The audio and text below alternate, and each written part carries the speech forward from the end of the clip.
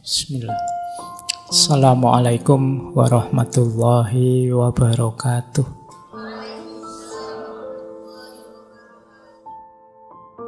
Untuk menuju ikhlas itu,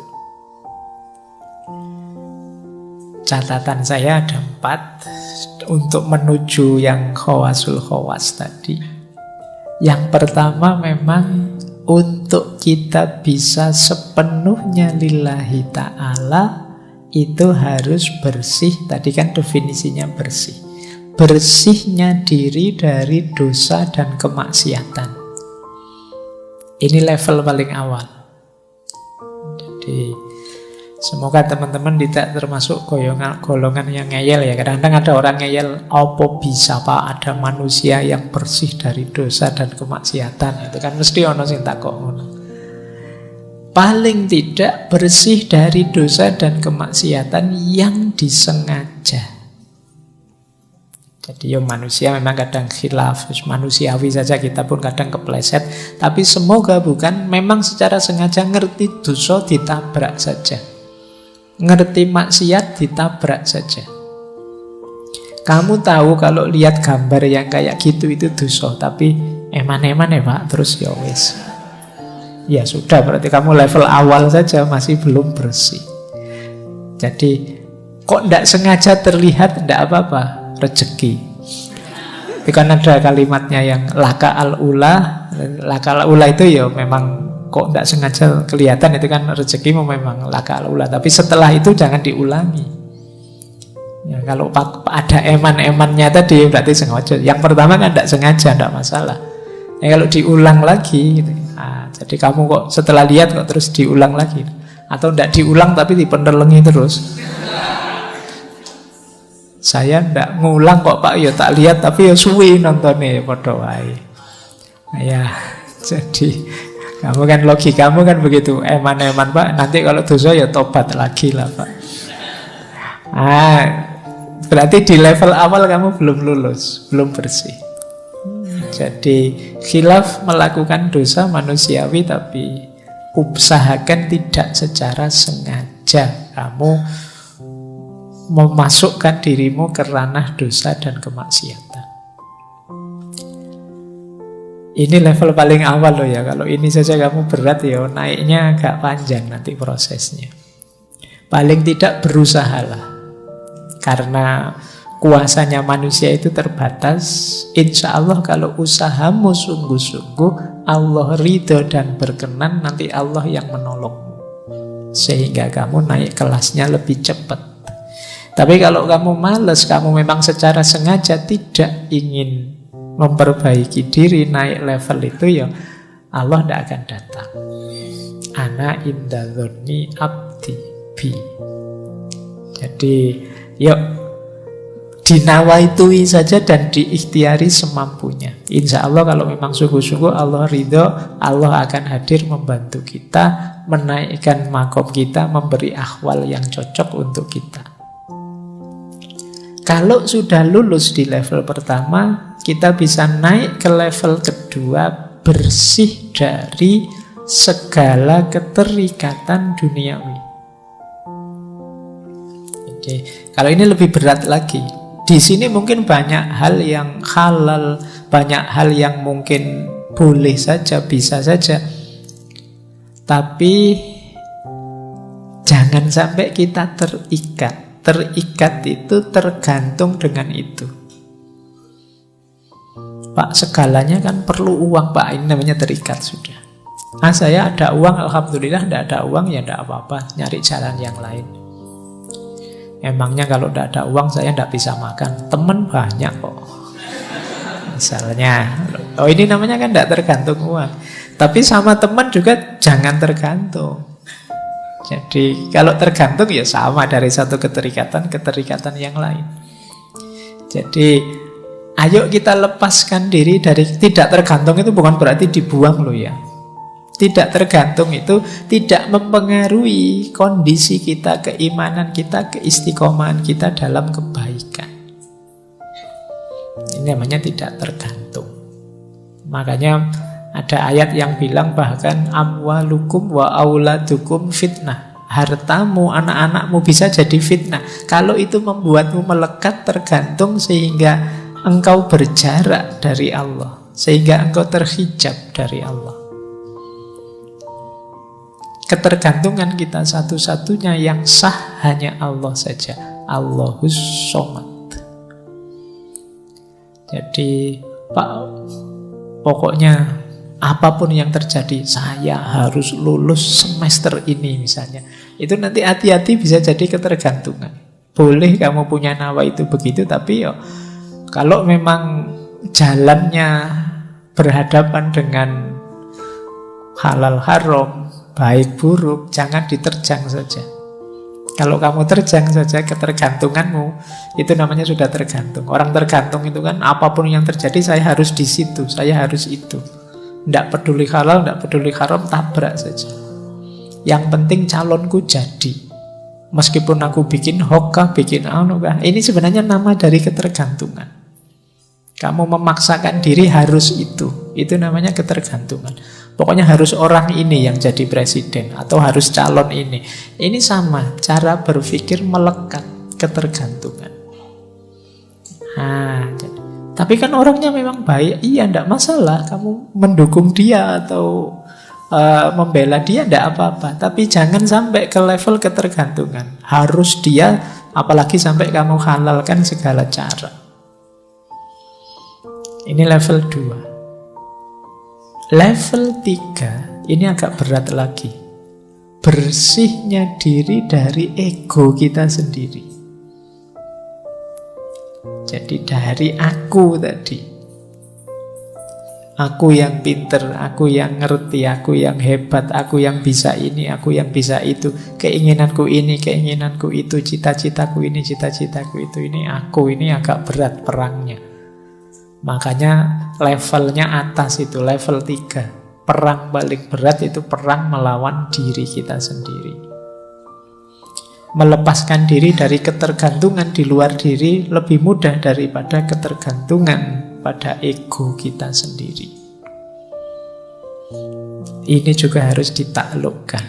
Kalau yang nomor 3 sudah takluk, insya Allah kita cepat segera masuk ke yang nomor 4. Allah saja satu-satunya yang jadi fokus perhatian kita. Baik, ini diingat-ingat ya rutenya 4 ini. Saya lanjutkan, malam ini materinya agak banyak. Kalau masih belum tertangkap, diulang lagi boleh. Direnungi setiap slide-nya. Nah, ini materi panjang harus saya ringkas. Nah, ikhlas itu karakternya adalah tersembunyi.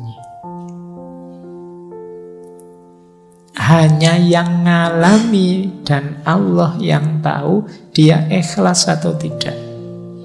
Maka kita tidak bisa memberi label orang, nuduh orang dia tidak ikhlas atau wah dia sudah ikhlas. Jadi ini salah satu cirinya ikhlas. Jadi ikhlas itu dimensi paling rahasia. Kata Syekh Junaid Al-Baghdadi, ikhlas adalah rahasia antara Allah dan hambanya. Tidak ada malaikat yang tahu dan bisa mencatatnya. Tidak ada setan yang tahu dan bisa merusaknya. Tidak ada hawa nafsu yang tahu lalu memalingkannya, membengkokkannya. Malaikat mencatat amal yang kelihatan dicatat. Tapi niat, motif dalam hati kita ikhlas atau tidak, hanya Allah yang tahu. Nah, ini kata Syekh Junaid Al-Baghdadi. Jadi dia memang sangat rahasia. Orang itu bisa kelihatan sangat ikhlas padahal tidak. Misalnya, wah Pak Faiz itu ikhlas sekali ya ngaji tiap malam Kemis, tidak pengen apa-apa. Itu kan kamu melihatnya begitu, tidak pengen terkenal, tidak pengen kata siapa. Ya kan? Kamu kan tidak bisa menilai hanya dari kelihatan luarnya. Kalau urusan ikhlas, jadi hanya kalau tentang saya ya hanya saya dan Allah yang tahu. Ya untunglah Allah itu sayang sekali sama kita ya. Aib-aib kita itu tidak dibongkar mentah-mentahan kayak kalian bongkar aibnya musuhmu di medsos-medsos itu. Kalau Allah sebaper itu habis kalian. Jadi kamu mungkin tidak berani keluar rumah sudah. Baik, jadi ikhlas itu berarti tersembunyi. Maka dia tidak bisa jadi komoditas kebencianmu atau kecintaanmu pada seseorang. Pilihlah tokoh ini orang ini paling ikhlas loh dia itu. Ya, dari mana melihatnya? Karena ikhlas atau tidak, hanya Allah dan yang bersangkutan yang tahu. Jadi ini karakter pertama dari keikhlasan. Dia tersembunyi. Kedua, nah, ikhlas itu kalau ini saya ambil dari Syekh Imam Haris Al-Muhasibi. Diingat-ingat ikhlas itu tidak untuk yang mubah, yang makruh atau yang haram. Pak, saya itu bohong tapi saya ikhlas kok, Pak. Nggak iso. Haram ya nggak ada hubungannya sama ikhlas. Saya tahu yang saya lakukan ini tidak boleh, Pak, tapi saya dengan tulus melakukannya. Ikhlas, Pak. Enggak. Jadi kata Imam Haris Al-Muhasibi, perbuatan mubah yang tidak diniati mendekatkan diri pada Allah, ini maksudnya misalnya minum, makan, itu kan mubah. Tidak ada hubung, Pak, saya makannya ikhlas sekali loh, Pak. Kecuali kamu ada niat yang kamu hubungkan dengan Allah. Pak, saya makan ini, Pak, biar kuat ibadah, Pak. Nah, maka nawa itu saya makan biar kuat ibadah lillahi ta'ala. Kalau ini bisa.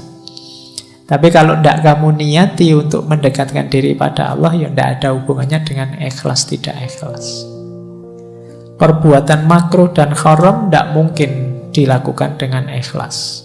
Misalnya kata Syekh Haris, membangun rumah untuk kenyamanan diri, memandang sesuatu yang haram dengan dalih ciptaannya Allah. Kadang-kadang yang kamu lihat-lihat di HP tadi kan, lo yang tak contohkan tadi, wah ini kan ciptaannya Allah, Pak, indah sekali, Pak, luar biasa indah. Saya melihatnya mengagumi kebesaran Allah, Pak, itu enggak. Kata Imam Haris, enggak. Dimarahi kalian kalau pakai argumen itu oleh Imam Haris Al-Muhasibi. Jangan sebut-sebut ikhlas dalam perbuatan itu, karena sedikit pun tidak mendekatkan dirimu kepada Allah. Jadi ini catatan. Jadi yang tadi ikhlas itu pasti tersembunyi, kemudian ikhlas itu tidak dalam yang mubah, yang memang dalam status kemubahannya, yang makruh dan juga yang haram. Jadi tidak boleh perbuatan haram kamu cari argumen dengan sudut pandang yang berbeda biar dia jadi halal atau ikhlas lillahi ta'ala. Pak, saya nyogok ini biar orang jahat-jahat yang mau nyogok itu tidak jadi masuk, biar saya saja yang masuk, saya kan orang baik misalnya. Nah ini tidak haram, itu ya tidak bisa kita ambil perspektif apapun karena zat perbuatannya sudah haram. Kalau yang mubah tadi bisa, mubah itu diniati untuk kebaikan lillahi ta'ala masih bisa, tapi kalau yang haram tidak bisa. Baik, jadi ini karakter kedua. Jadi ikhlas itu tidak untuk yang makruh, yang haram, dan mubah yang tidak diniati untuk mendekatkan diri pada Allah. Nah, buahnya ikhlas sekarang. Ini saya ambil dari Syekh Yusuf Al-Qaradawi. Syekh Yusuf Al-Qaradawi dalam kitab beliau Fit Thoriq Ilallah, An-Niyah wal Ikhlas. Ini saya sebut sumbernya, pengarangnya. Maksud saya ini kan mahasiswa-mahasiswa semua. Kalau ada yang ingin ngecek kitabnya silahkan, mungkin berkepentingan untuk bikin tulisan. Buahnya ikhlas itu antara lain jiwamu tenang. Kalau kamu fokusnya hanya Allah saja, yakinlah bahwa Allah tidak mungkin mengecewakanmu. Beda dengan yang lain. Kalau orientasimu Allah saja, jiwamu pasti tenang. Kalau jiwamu tenang, rohanimu kuat, mentalmu tangguh, tidak mudah terpengaruh. Kalau kamu rohanimu kuat, jiwamu tenang, istiqomah jadi mudah. Ini 2 minggu yang lalu kita membahas istiqomah ya. Berarti di antara tipsnya untuk bisa istiqomah apa? Ikhlaslah. Orang itu sulit istiqomah biasanya ketika ada motif lain dari kebaikan yang dilakukan. Misalnya kalian istiqomah sholat duha misalnya, terus niatnya, kata guru saya Pak, sholat duha itu sekian hari, sekian puluh hari, nanti mesti ada rezeki datang tidak disangka-sangka, min haitsu la yahtasib. Oh, terus kalian istiqomah berbulan-bulan duha. Kamu tunggu mana ini rezeki yang min haitsu la yahtasib ini kok tidak muncul-muncul. Akhirnya terus kamu jadi malas lagi, istiqomahnya putus-putus. Coba kemarin lillahi ta'ala saja lebih aman, lebih mudah istiqomah. Jadi memudahkanmu istiqomah itu ikhlas. Maka kebaikan apapun, ayo dinawaitui lillahi ta'ala. Lebih nyaman untuk jiwa kita, lebih mudah untuk kita istiqomah. Kemudian ikhlas itu bisa membuat yang mubah tadi jadi ibadah. Makan itu, kalau kita nawaitu lillahi ta'ala, biar saya kuat beribadah, ya, yang semula mubah dia jadi ibadah. Kamu jogging pagi-pagi, jalan kaki, biar apa? Biar sehat Pak. Kalau saya sehat nanti saya ibadahku tambah berkualitas, tambah bangun malam kuat, tambah. Ini yang semula mubah saja dia bisa bernilai ibadah. Kamu ngopi itu kan mubah saja. Nah, kalau kamu bisa ngatur niatnya, saya ngopi ini biar kuat melek Pak. Kalau kuat melek, saya bisa tahajudnya, bisa tidak terganggu oleh ngantuk, bisa. Loh, niatnya ibadah. Bukan nonton sepak bolanya, tapi ibadahnya.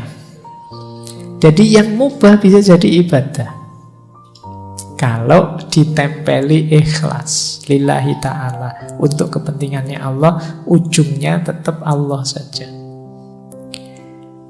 Kemudian bahkan keinginanmu untuk ikhlas, nawa itu ikhlas, itu sudah ada pahalanya sebelum dilakukan, bahkan sebelum tuntas pun sudah ada keutamaannya, ada pahala-pahala dari Allah.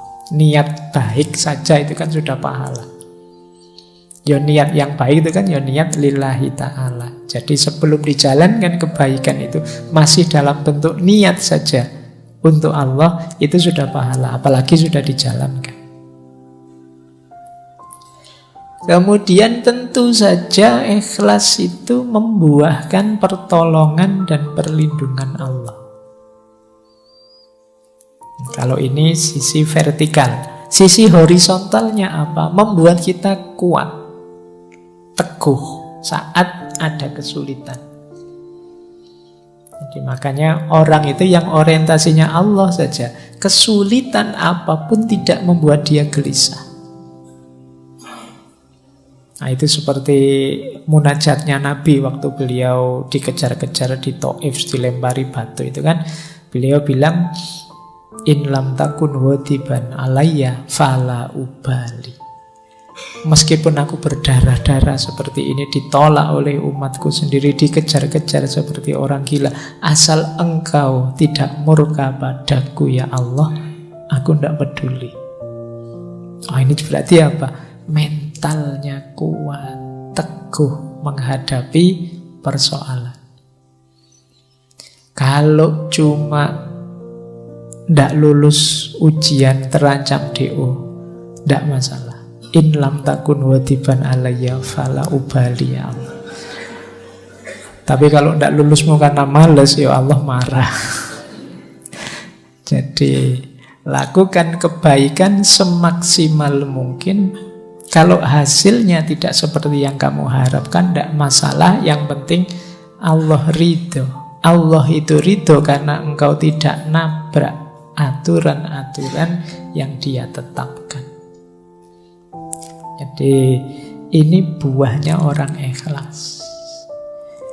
Dari vertikal, horizontal, ke dalam, keluar, itu buahnya sangat positif. Latihanlah untuk jadi orang ikhlas. Baik, kita lanjutkan.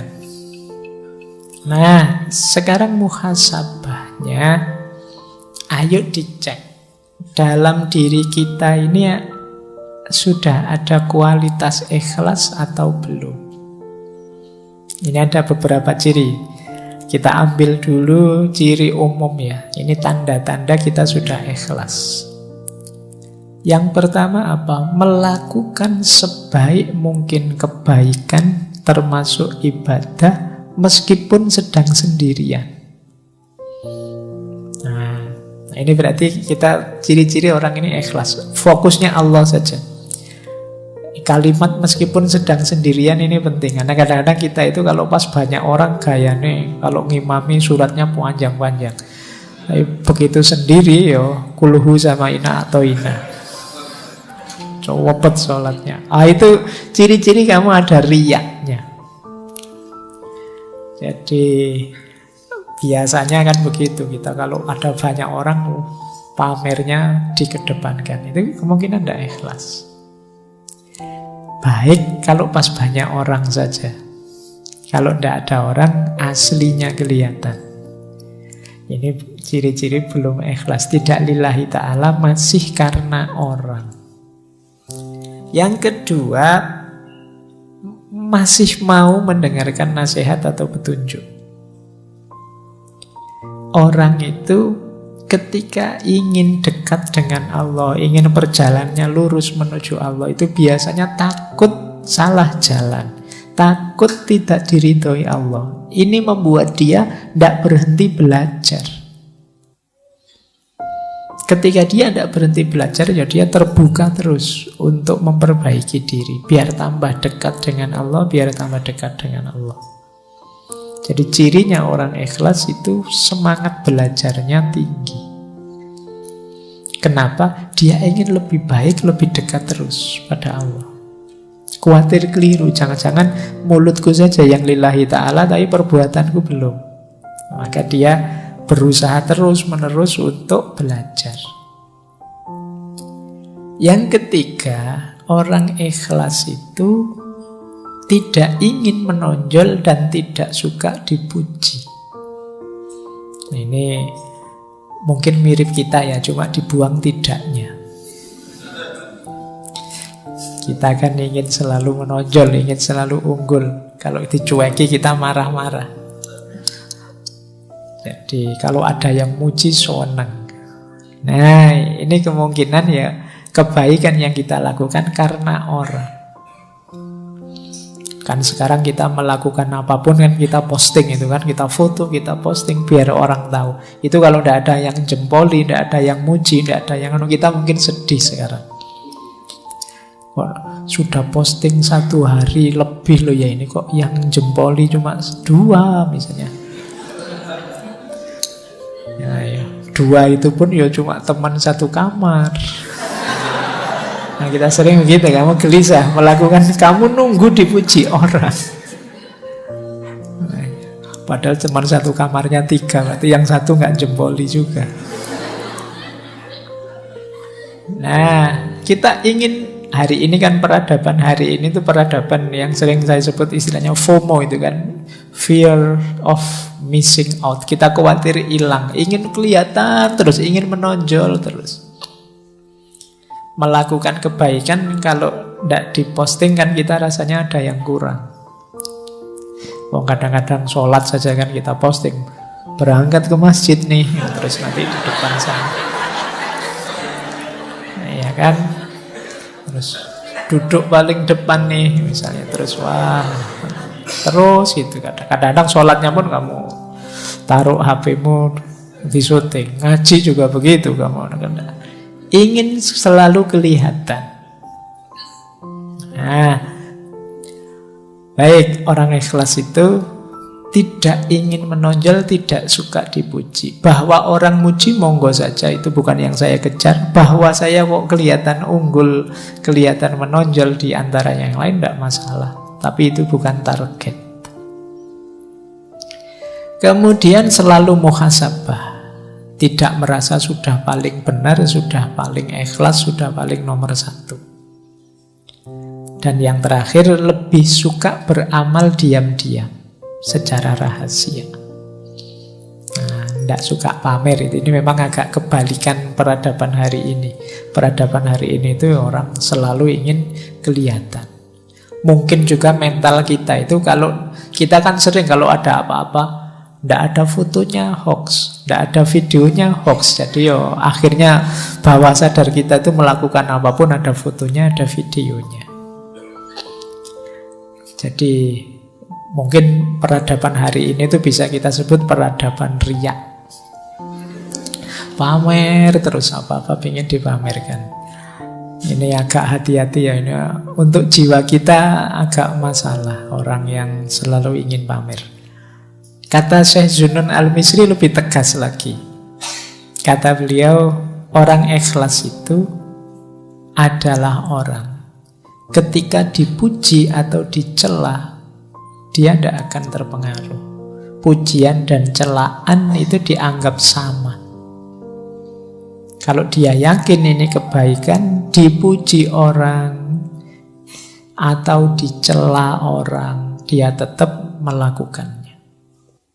Ada yang ngasih jempol atau tidak, saya yakin ini baik, ya saya jalan. Ini orang ikhlas. Yang kedua, lupa kalau sudah melakukan kebaikan. Ini berarti orangnya ikhlas. Misalnya sudah memberi utang teman bulan yang lalu, wah itu mungkin 10 tahun lagi masih diingat. Wah kamu dulu zaman kuliah kalau bukan. Jadi dieling-eling terus. Temannya hutang 20.000 saja. Ini kamu dulu itu 20.000 belum kamu bayar loh sampai sekarang. Baik, ya berarti memang ya tidak salah, cuma belum ikhlas. Ikhlas itu biasanya tidak dianggap lagi. Sudah melakukan kebaikan, ya sudah saatnya kebaikan selanjutnya. Jadi tidak hanya mengagumi kebaikan yang lama, tapi selalu memproduksi kebaikan yang baru. Cirinya orang ikhlas. Terus yang ketiga, lupa hak-hak dari amal solehnya. Jadi tidak mikir reward. Wah, sampean melakukan ini itu harusnya dapat pahala sekian loh harusnya. Ya sudah apa-apa lah, monggo terserah Allah saja urusan besarnya balasan pahala. Tidak berpikir ke sana sudah. Menurut saya ini baik ya sudah. Oh sampean rajin ke masjid loh. Wah berarti setiap sholat pahalanya 27 derajat. Ya alhamdulillah monggo, tapi fokusnya tidak ke situ. Jamaah itu baik, dianjurkan, ya saya ikut jamaah ke masjid. Pahalanya dilipat gandakan berapapun, atau jangan-jangan sekarang sudah tidak 27 lagi karena kursnya mungkin berubah. Itu serahkan saja pada Allah kalau tentang itu. Jangan-jangan kamu protes, zaman dulu 27 sekarang masih 27 juga ya harusnya. Monggo lah, pokoknya kamu jamaah saja lah sudah. Tidak usah terlalu dipikir hak balasan dan lain sebagainya. Nah ini ciri-ciri ikhlas kalau menurut Syekh Zunun Al-Misri. Baik, kita lanjutkan. Ada tips dari Syekh Ibnu Athaillah As-Sakandari. Karena tadi ada hubungannya dengan riya, Syekh Ibnu Athaillah menyarankan strategi uzlah. Namanya khumul. Khumul itu menyembunyikan diri, mengubur diri, itu khumul. Makanya mungkin ini istilah ini diserap oleh bahasa Jawa jadi kemul. Kemul itu selimut. Kalau kita pakai selimut kan tidak kelihatan. Kata saya Ibnu Athaillah, idfan wujudaka fi ardil khumuli, fama nabata mimma lam yudfan lam yatimmu nata ijuhu. Sembunyikan wujudmu pada tanah yang tidak dikenal. Sebab sesuatu yang tumbuh dari biji yang tidak ditanam tak akan berbuah sempurna. Kalau kesusu ingin tampil, kesusu ingin kelihatan, ya kita tidak akan tumbuh. Untuk bisa tumbuh, kita harus masuk dulu tidak kelihatan. Nah, ikhlas juga begitu. Ayo kita latihan ikhlas dulu, jangan kesusu pamer dulu. Jangan kesusu ingin dikenal, ingin tampil, ingin terkenal dulu. Ayo menyempurnakan diri dulu. Ayo melatih diri dulu sampai di level ikhlas yang kita tidak lagi punya pamrih duniawi, target-target yang tidak penting selain Allah.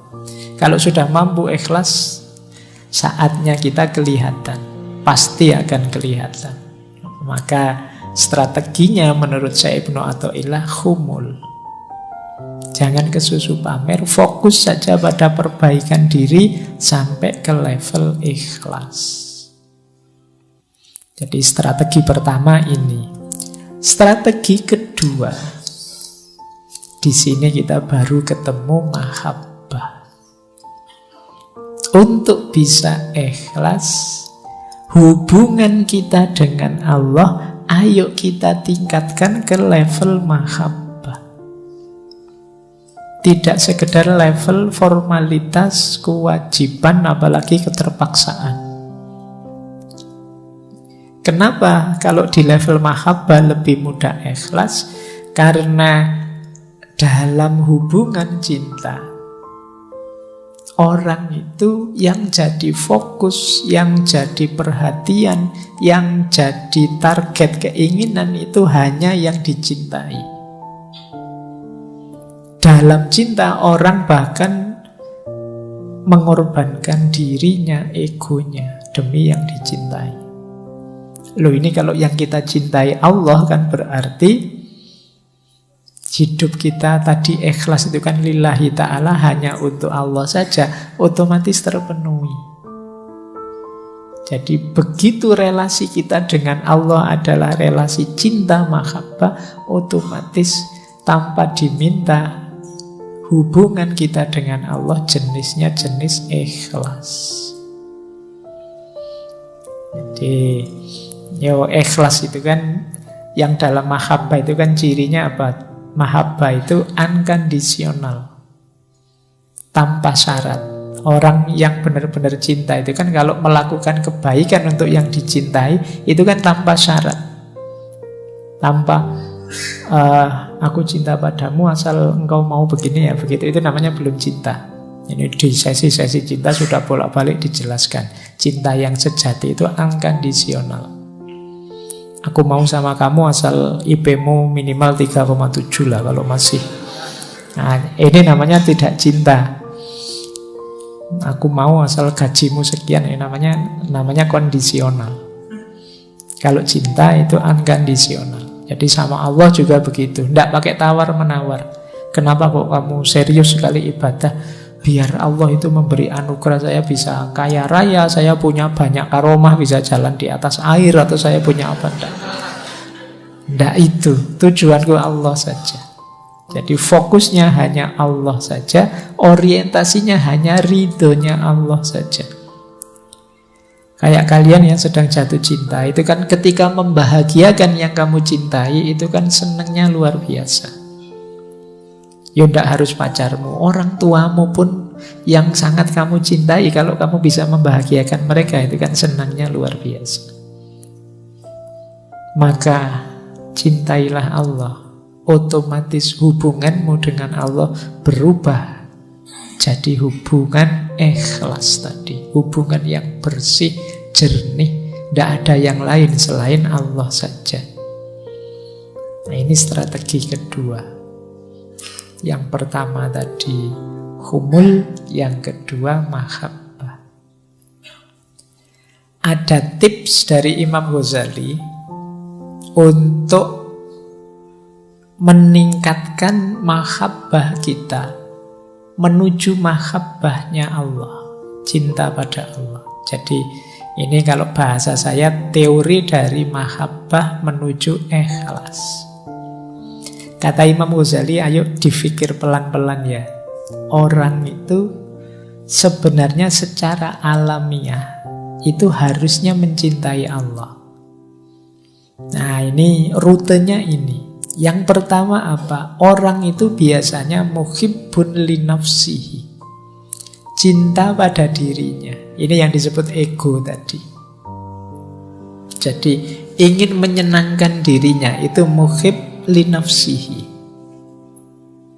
Orang ini karena ingin menyenangkan dirinya, muhibbun li nafsihi, pada akhirnya muhibbun lil muhsin alladzi ahsana ilaihi. Dia juga sebagai efeknya apa? Cinta pada orang yang berbuat baik kepadanya. Orang yang menyenangkan dia, membahagiakan dia. Nah, ini secara natural begitu. Orang itu secara alami cinta pada dirinya, berarti sebenarnya dia jika cinta pada orang lain yang membahagiakan dirinya. Nah, itu muhsin alladzi ahsana ilaihi. Berarti apa? Sebenarnya kita itu punya fitrah al-muhib lil muhsin.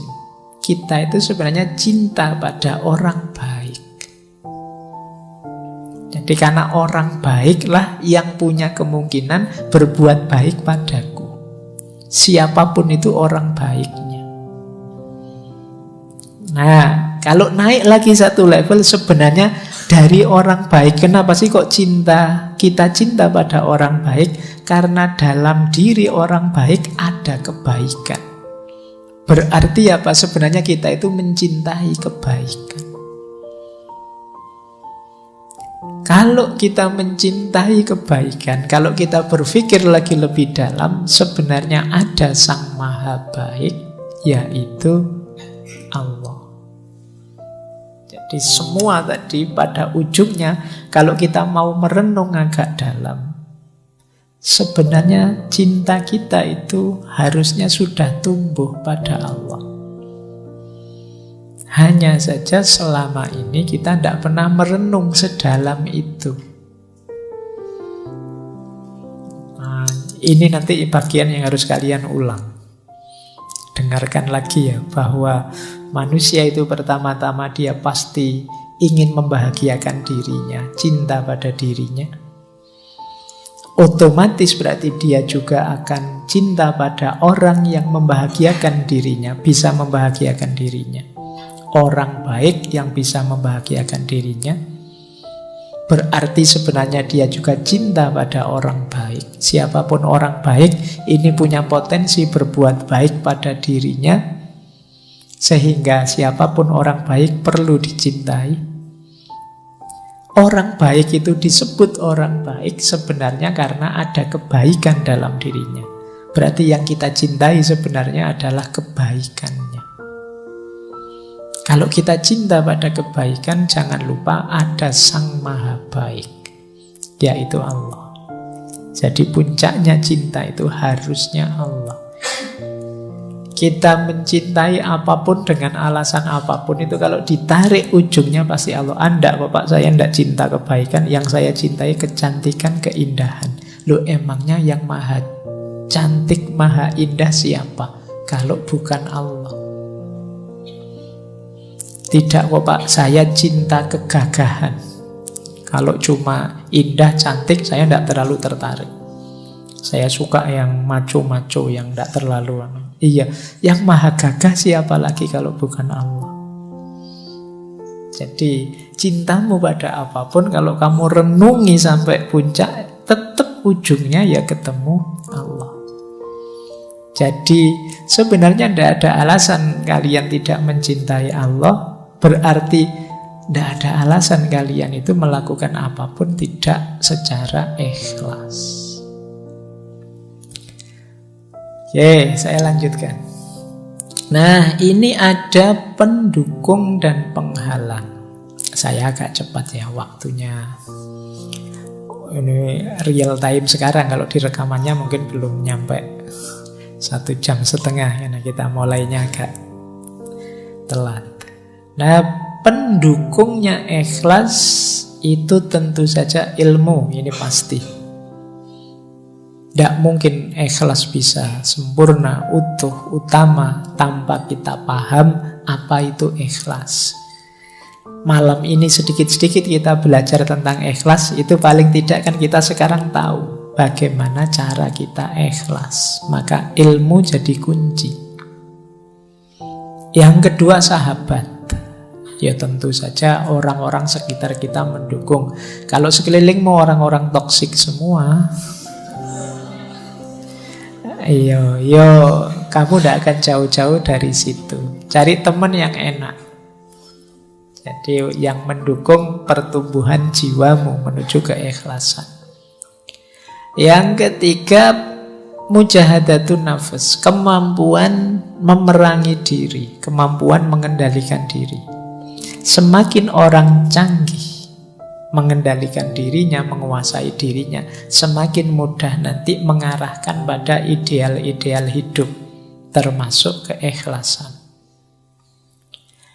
Yang keempat, jangan lupa isti'anatullah. Isti'anatullah itu kesadaran untuk minta pertolongan pada Allah. Jangan merasa sudah hebat, sudah bisa, karena Allah lah yang membolak-balik hati kita. Yang kelima, sadar bahwa kita ini fana, dunia ini fana. Maka eman-eman pamrih amal baik kok hanya duniawi. Eman-eman pamrih amal baik kok hanya sukses sekarang. Hidup hari ini itu tidak segalanya. Jadi yang lebih hakiki besok, setelah hidup hari ini. Nah, kesadaran ini akan memudahkan kita untuk ikhlas. Penghalangnya ikhlas tentu saja ada riya. Tadi dijelaskan, ujub, merasa sombong, merasa besar, takabur, sombong, hasud. Selama masih ada kedengkian pada siapapun, sulit kalian ikhlas. Karena orang hasud itu targetnya bukan Allah, tapi hancurnya orang yang dia benci. Jadi ini hati-hati, karena hasud itu kalian ingin orang yang kalian benci hancur, kalian tidak sadar sebenarnya engkau sendirilah yang hancur. Karena kedengkian itu merusak dirimu. Makanya di surat Al-Falaq itu secara khusus kita diminta berdoa, berlindung dari orang-orang yang hasud. Wa min syarri hasidin idza hasad. Karena orang hasud itu bisa melakukan apapun yang merusak, bahkan merusak dirinya sendiri tidak masalah, asal orang yang dia hasuti juga rusak. Nah, ini merusak keikhlasan.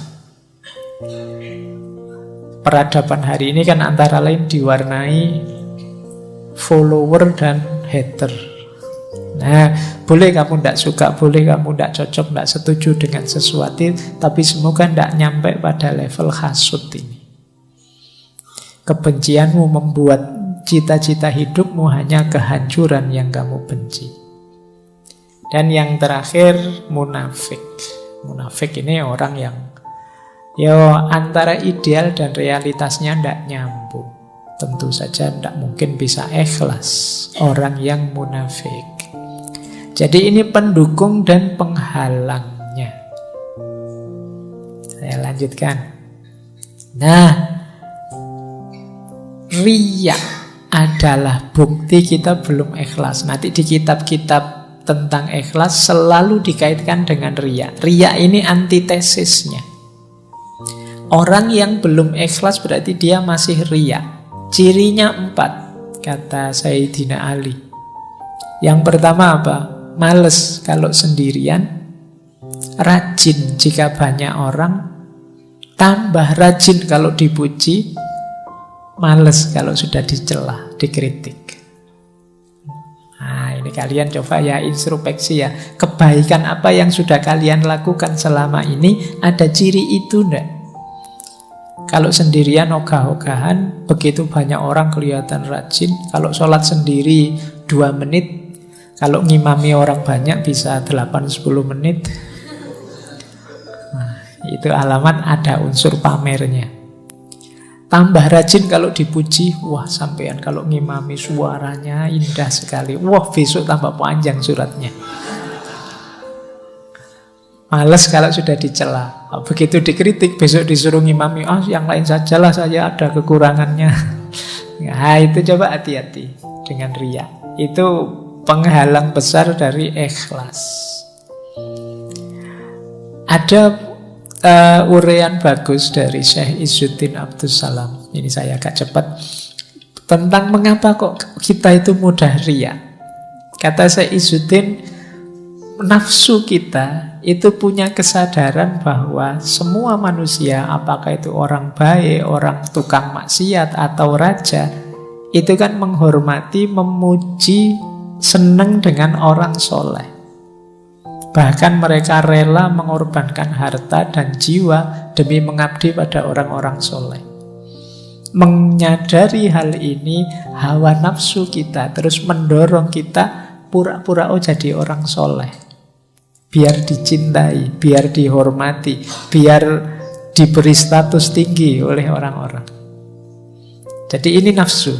Jadi dengan kata lain, biar perkataan kita didengar, perintah kita dipatuhi, kesalahan kita dimaafkan, kita tidak dimusuhi, kita tidak disakiti, ayo pura-pura jadi orang soleh. Akhirnya kita tidak ikhlas lagi. Wah, enak ya kelihatan jadi ustadz itu, followernya banyak, nanti butuh apa-apa followernya yang menyediakan. Nanti kalau dikritik yang lain yang jawab, dia tidak usah ngapa-ngapain. Kalau dia kemana-mana diajak foto, disalami, wah saya tak gaya kayak gitulah misalnya. Jadi kita riya itu sebenarnya karena dorongan nafsu. Kita melihat fasilitas, kita melihat status, kita melihat kenikmatan orang-orang soleh, terus kita ingin niru luarnya saja biar kita dianggap soleh. Nah, ini kata Syekh Izzuddin, sumbernya riya itu. Kenapa sih kalau pas ngimami orang banyak kita terus suratnya panjang? Biar kita dianggap orang yang hafalannya banyak, kita dianggap orang yang hafid yang luar biasa dan seterusnya. Nah, ya lagi-lagi tetap ikhlas hendak itu dalam batin. Ini untuk kita sendiri ya, jangan dipakai nembak orang. Dan kita itu kan sering kalau dapat gini-gini kita pakai nembak orang lain. Oke, nah ini saya bacakan cepat. Kita sering terjebak di sini. Termasuk riya adalah pertama apa? Agar kita tidak dicela orang. Antara lain apa? Ini termasuk riya kata Syekh Izzuddin. Pura-pura di depan karena takut dipandang rendah. Wah, ini saya harus duduk paling depan ini biar dianggap santri yang paling rajin misalnya. Kalau niatnya itu riya. Jadi atau bersedekah karena takut dianggap pelit. Berperilaku seperti orang soleh karena khawatir dianggap orang biasa. Wah, saya sotakonya tak beri yang banyak biar dianggap dermawan. Nah, ini karena takut dianggap pelit. Termasuk riya, kata Syekh Izzuddin, tidak berani bertanya karena takut dianggap bodoh. Saya mau tanya tapi takutlah nanti dianggap bodoh sama orang kalau balik tanya. Ini sebenarnya termasuk riya. Kamu kan berarti apa? Pura-pura pinter. Padahal ya pingin tanya, wong nggak ngerti, disuruh tanya diam saja. Ini jenis riya juga. Atau kata Syekh Izzuddin, pemuka agama yang dapat pertanyaan sulit tentang satu masalah yang dia tidak tahu, karena takut dianggap bodoh terus jawab sak bisanya sesukanya. Ini riya juga. Ya kalau memang tidak tahu ya jawab saja saya tidak tahu. Jadi karena kadang-kadang kan beban kan dianggap panutan, dianggap tokoh, itu kan harus bisa menjawab apa saja. Kadang-kadang pertanyaan apapun dijawab. Harus kalau memang tidak tahu kita bilang tidak tahu. Dulu pernah kita mengkaji wisdomnya Imam Malik itu. Karena Imam Malik itu kan pernah dari sekian puluh pertanyaan yang diajukan dijawab cuma 4. Sisanya beliau jawab ana la adri, tidak tahu saya. Oh, sekarang kalau ada ustadz begitu dianggap ustadz, wah, apa ustadz ditakoni kok tidak tahu terus. Tapi justru yang mulia yang seperti itu. Jangan ngawur, kalau memang tidak tahu bilang tidak tahu. Atau karena takut dianggap ilmunya sedikit terus ngarang-ngarang kalau ngomong. Sudah meriwayatkan, nulis kitab apa, ngerti temennya males baca buku, oh saya sudah baca buku ini, padahal ya nggak pernah. Nah, ini juga termasuk riya. Berarti kamu nutup-nutupi fakta bahwa kamu males membaca. Atau ingin cari keuntungan. Misalnya ketemu orang yang ingin dimintai bantuan, terus kita pura-pura jadi orang baik, orang soleh. Nah, biasanya kalau sedang mau utang itu kan kamu ngomongnya halus, enak, biar kelihatan. Nah, ini jenis riya. Aslinya kamu tidak ramah, tapi kalau ada perlunya jadi ramah sekali. Ini jenis riya. Atau pura-pura jadi orang baik biar tidak ditinggal teman. Pura-pura soleh biar temannya tidak pergi. Berlagak pandai dan amanah supaya dipercaya. Ini termasuk riya. Nah, termasuk riya juga kata Syekh Izzuddin, meninggalkan ibadah karena takut riya. Ada ndak di sini misalnya pas nginep di kamar kosnya teman, biasanya sholat tahajud, tapi begitu di kamar kosnya teman mau sholat tahajud, anda enak nanti dianggap pamer biasa tahajud. Nah, kata Syekh Izzuddin justru itu jenisnya riya. Meninggalkan ibadah karena takut riya. Kalimatnya Syekh Izzuddin, setan menghasutmu untuk meninggalkan ibadah. Kalau hasutan itu gagal dan engkau tetap ibadah, setan akan membisikkan riya untuk merusak ibadahmu. Jadi oleh setan itu kita dilarang ibadah, kok masih tetap ibadah, kita diwas-wasi dengan riya. Kok kita bisa? Saya ndak riya lillahi ta'ala. Setan terus ngasih was-was lagi, loh, meninggalkan ibadah untuk menghindari riya itu lebih baik daripada beribadah tetapi riya. Nah, itu tadi akhirnya kalian yang biasanya puasa karena di tempatnya teman, sudahlah ndak usah puasa saja, nanti kelihatannya kok kayak pamer.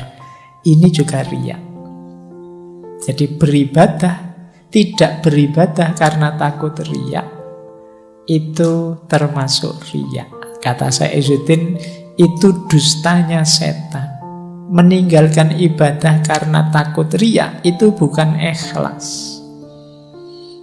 Jadi ikhlas itu beribadah karena Allah saja, bukan karena manusia. Meninggalkan ibadah karena takut dilihat orang, itu berarti tidak karena Allah lagi, tapi karena manusia. Meninggalkan ibadah karena takut dianggap Allah, kamu anak soleh ya, kamu sok anu lah, karena takut label-label dari orang, ini juga jenis riya, kata Syekh Izzuddin. Jadi ikhlaslah lillahi ta'ala, pokoknya full semuanya karena Allah saja, tidak karena macam-macam.